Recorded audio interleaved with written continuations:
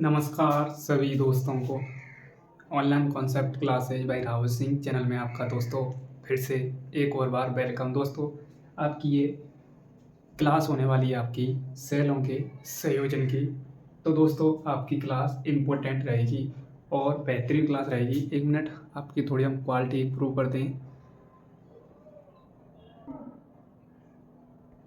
Continue करते हैं। देखो दोस्तों, आज आपका होने वाला है सेलों का संयोजन, कॉम्बिनेशन ऑफ सेल। दोस्तों, एग्जाम में पूछे जाते हैं, या तो आपसे कैपेसिटेंस में पूछेगा श्रेणी क्रम संयोजन, या समांतर क्रम संयोजन, या आपसे रेजिस्टेंस यानी प्रतिरोध, या आपसे सेलों के बारे में पूछ सकता है।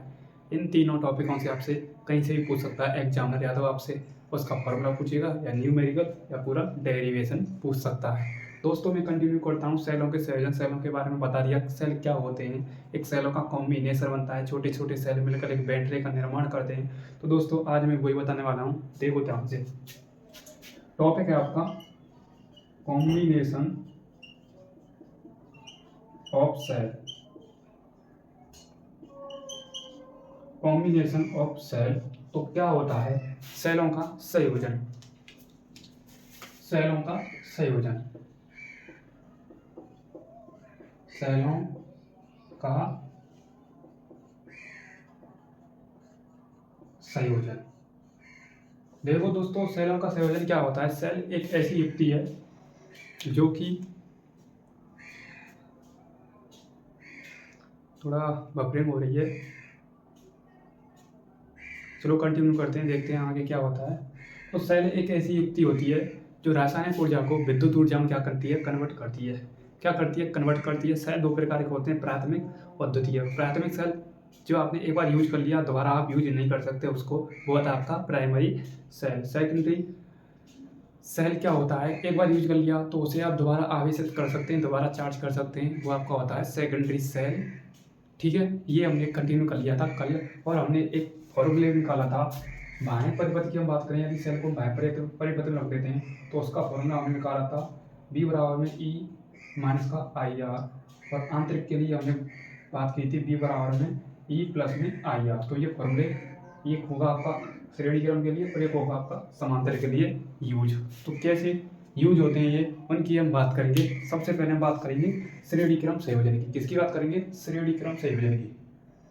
किसकी बात करेंगे? सबसे पहले हम बात करेंगे सीरीज कॉम्बिनेशन, श्रेणी क्रम संयोजन, श्रेणी क्रम संयोजन की। तो देखो, श्रेणी क्रम संयोजन क्या होता है? रिलेशन कहते हैं सीरीज कॉम्बिनेशन।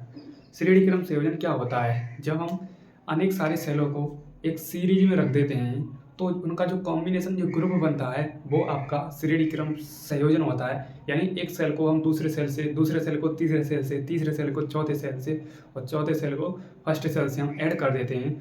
मेरा तो फर्स्ट या अर्ली सेल से, तो वो आपका क्या होता है? एक ग्रुप बन जाता है सेलों का। वो तो आपका एक सीरीज में लगे होते हैं सेल सारे।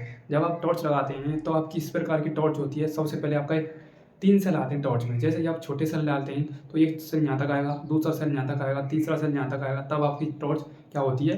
चालू होती है। तो वो क्या होता है? सेलों का संयोजन होता है, सेलों का ग्रुप होता है। उसे हम क्या कहते हैं? सीरीज कॉम्बिनेशन कहते हैं। क्या कहते हैं? सीरीज कॉम्बिनेशन यानी श्रेणी क्रम संयोजन। ठीक है, चलते हैं, कंटिन्यू करते हैं आगे की तरफ। इसमें कुछ प्रॉब्लम ही हो रही है, इसकी प्रॉब्लम को देखते हैं। तो देखो आगे की तरफ, 1 मिनट रुको, 1 मिनट रुको।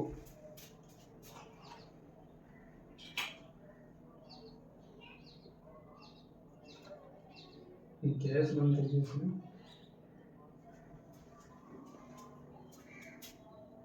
तो देखो कंटिन्यू करते हैं। अब थोड़ी लाइट हमने ओपन कर दी है, क्या होता है आगे देखते हैं। चलो देखो, ये होता है आपका एक फर्स्ट सेल।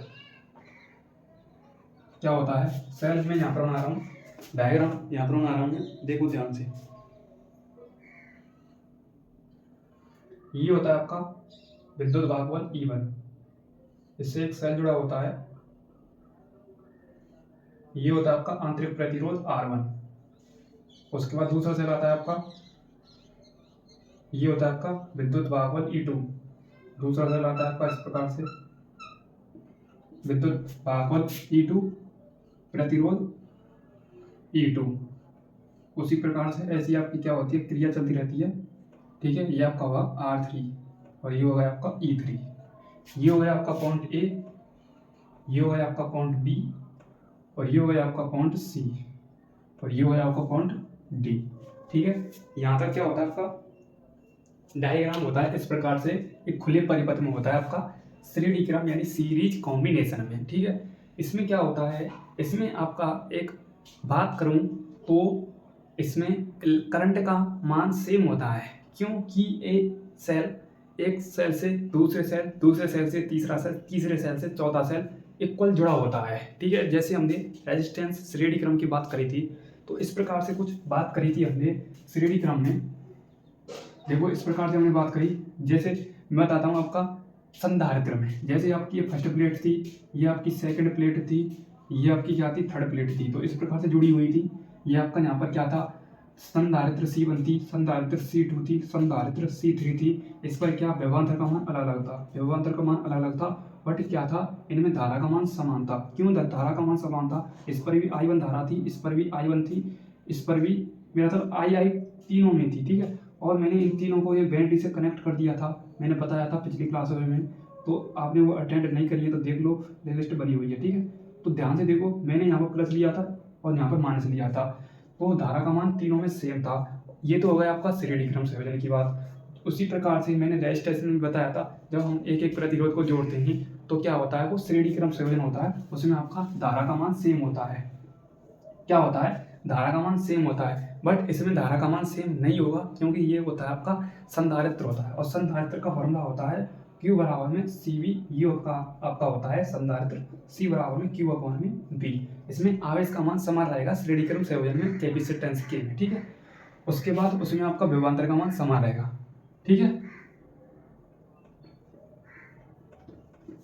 ठीक है, यहाँ तक क्लियर। अब देखो आगे कंटिन्यू करते हैं हम अपने टॉपिक को, श्रेणी क्रम संयोजन की हम बात करते हैं। देखो ध्यान से, ये आपका हो गया विद्युत भागफल E1, विद्युत भागफल E2, विद्युत भागफल E3। अब ये क्यों कह रहा हूँ, क्योंकि हमने यही पढ़े हैं। ये आपका होता है विभवांतर, ये होता है आपका विद्युत भागफल, ये होता है आपका धारा, ये होता है आपका आंतरिक प्रतिरोध। ठीक है, तो यही तो हमने बात करनी होगी, ऐसा तो है नहीं है हम इसमें कैपेसिटेंस और रेजिस्टेंस की बात करने में बिल्कुल नहीं कर सकते, फॉर्मूले के हमें अनुसार चलना होगा। ठीक है, अब देखो ध्यान से, सबसे पहले हम A और B और B और C और C और D इस प्रकार से हम निकालेंगे तीनों सेलों के लिए। तो देखो ध्यान से, इसमें धारा का मान समान होता है, इसमें मैं लिख देता हूँ, इसमें धारा का मान क्या होता है, समान होता है, जो मैं बता चुका हूँ। इसमें धारा का मान समान होता है। चैनल को भी सब्सक्राइब नहीं किया तो चैनल को सब्सक्राइब कर लो दोस्तों, इतनी मेहनत कराते हैं आपके लिए, आप देख सकते हैं। ठीक है, धारा का मान क्या हो, समान हो गया। अब देखो प्रथम सेल के लिए निकालता हूं मैं, प्रथम सेल के लिए, तो प्रथम सेल के लिए फॉर्मूला यूज होगा बी, ए और बी की बात करेंगे तो बी, ए और बी बराबर में आपका होगा ई आई और आपका R1। ठीक है, कोई दिक्कत, और आपका E1। ठीक है, उसके बाद हम दूसरे सेल की बात करेंगे, दूसरे सेल के लिए, तो दूसरे सेल की हम बात करेंगे तो B, BC, B, BC बराबर में E2 माइनस का ICMA और R2। उसके बाद तीसरे सेल की हम बात करेंगे,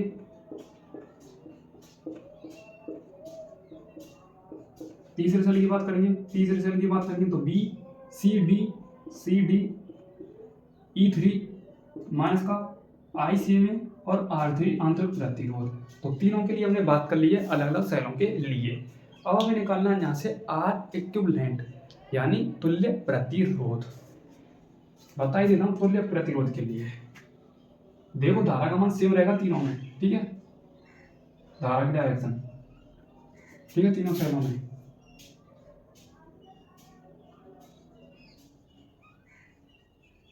ओके, देखो तुल्य प्रतिरोध की मैं बात करूं, तुल्य सेल के लिए, तुल्य प्रतिरोध के लिए तुल्य सेल की मैं बात करूं,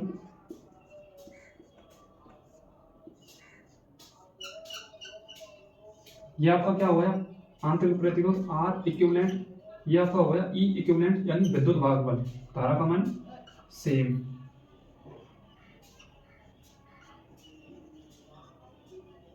ये होगा आपका पॉइंट ए, ये हो गया आपका पॉइंट बी। ठीक है, ठीक है। तो बी ए बी बराबर में ई इक्विवेलेंट माइनस का आई आर इक्विवेलेंट। ठीक है, ये हुआ आपका तुल्य प्रतिरोध के लिए, तुल्य सेल के लिए हमें यूज करना है, ये आगे काम पड़ेगा हमको। ठीक है, कोई दिक्कत? तो देखो यहाँ से हम क्या करते हैं, देखते हैं।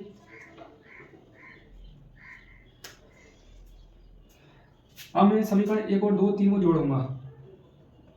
समीकरण 1 व 2 तथा 3 को जोड़ने पर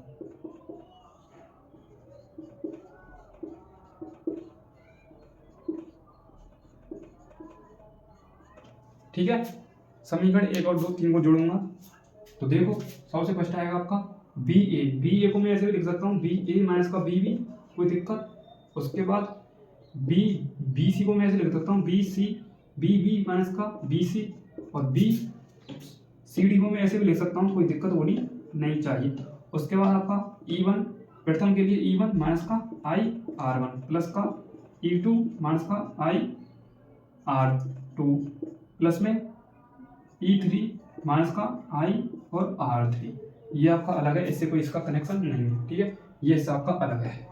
तो देखो यहाँ से आगे जो कटेगा उसे हम काटेंगे। तो देखो सबसे पहले एक और बार रिपीट कर देते हैं इसे, इसी प्रकार से फिर हम पीछे इसकी मरम्मत आराम से करेंगे। ठीक है, ई वन। अब देखो ध्यान से, इसमें कॉमन क्या लगेगा, इसमें धारा का मान सेम है। ठीक है, जो कट रहा है उसे काट देते हैं। सबसे पहले हम लिखते हैं ई वन को, यानी ई वन को और ई टू को और ई थ्री को एक साथ रख देते हैं प्लस की वैल्यू में सभी। ठीक है, इस प्रकार से ई वन प्लस में ई टू प्लस में ई थ्री। उसके बाद माइनस में हम कॉमन ले लेते हैं, इसमें से देखो I R one I R two I R three, तो माइनस का कॉमन ले लेंगे आई, तो बचेगा प्लस का आर वन आर टू और आर थ्री। ठीक है, कोई दिक्कत? कोई दिक्कत नहीं लेने की। ठीक है, अब देखो जो कट रहा है उसे काट देते हैं, बी से बी कैंसिल, बी सी से बी सी कैंसिल। ठीक है, बचा आपका बी और A D, B A minus का बी डी। ठीक है, ये आपका बी नहीं आएगा, यहाँ पर डी आएगा। ठीक है, तुल्य प्रतिरोध यहाँ से लेके यहाँ तक की बात करिए हमने। ठीक है, आपको बचा E one E two E three minus का I R one R two R three. ठीक है, इसको मैं दे देता हूँ समीकरण नंबर फर्स्ट मान, इसको मैं दे देता हूँ समीकरण नंबर सेकंड। समीकरण सेकंड की तुलना हम फर्स्ट से करेंगे, कैसे वो मैं बताऊंगा। अभी देखो ध्यान से कैसे करते हैं। समीकरण सेकंड की तुलना फर्स्ट से, देखो ध्यान से। अब देखो ये किसका काम कर रहा है, बी ए बी, मेरा मतलब बी ए डी आएगा यहाँ पर। बी ए डी से में खोल के ऐसे भी लिख दो। उसके बाद E one E two E three R E equivalent का काम कर रहा है। उसके बाद आई तो आई है और आर इक्विवेलेंट किसका काम कर रहा है, आर वन और आर टू और आर थ्री का। इसलिए हम इसको लिख सकते हैं ई इक्विवेलेंट बराबर में ये आ जाएगा आपका ई वन ई टू और ई थ्री। ठीक है, कोई दिक्कत? उसके बाद आर इक्विवेलेंट की, मेरा तो आई इक्विवेलेंट की जगह पर तो आई सेम है, आर इक्विवेलेंट की जगह पर आर वन आर टू और आर थ्री आ जाएगा, यानी तुल्य प्रतिरोध की जगह पर आर वन आर टू और आर थ्री।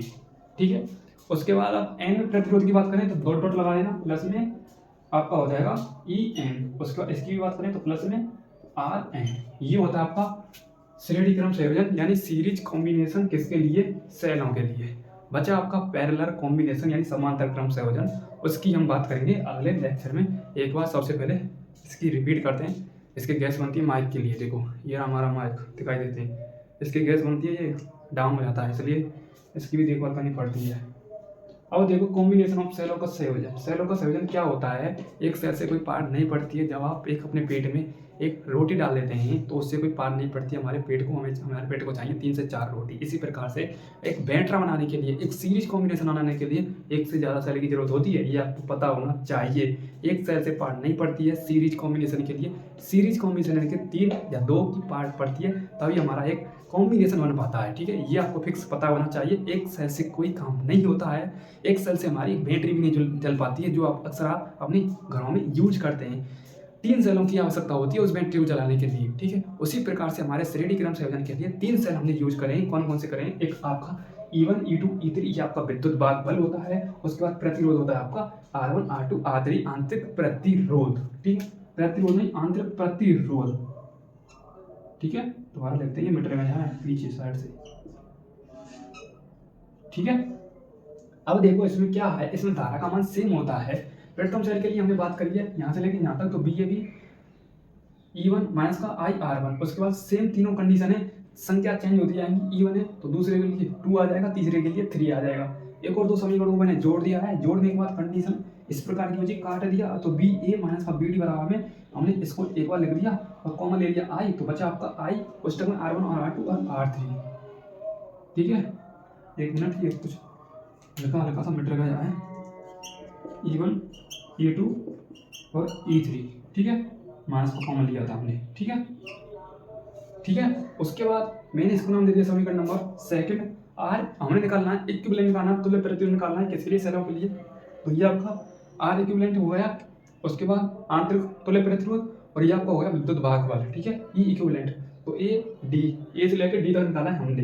तो हमने इसको नाम दे दिया समीकरण नंबर फर्स्ट। इसकी हमने तुलना कर दी बी ए डी की जगह पर बी ए डी खोल के ऐसे लिख दो, कोई दिक्कत नहीं। आर मतलब ई इक्विवेलेंट की जगह पर क्या है? E1 E2 E3, तो हमने लिख दिया ई इक्विवेलेंट बराबर में E1 E2 E3। कहाँ से लेकर एन तक के लिए, एक एन के लिए अलग होता है और एक ये होता है फॉर्मूला। ठीक है, एन के लिए आप अलग लिख लेना, एन के लिए ये हो जाएगा पूरा, और हमें स्पेशल चाहिए इक्विवेलेंट, तो ई इक्विवेलेंट बराबर में E1 प्लस में E2 प्लस में E3 हो जाएगा। उसी प्रकार से हमने आर इक्विवेलेंट के लिए निकाल दिया है, यानी तुल्य प्रतिरोध के लिए निकाल दिया। ये होता है आपका सीरीज कॉम्बिनेशन यानी श्रेणी क्रम संयोजन।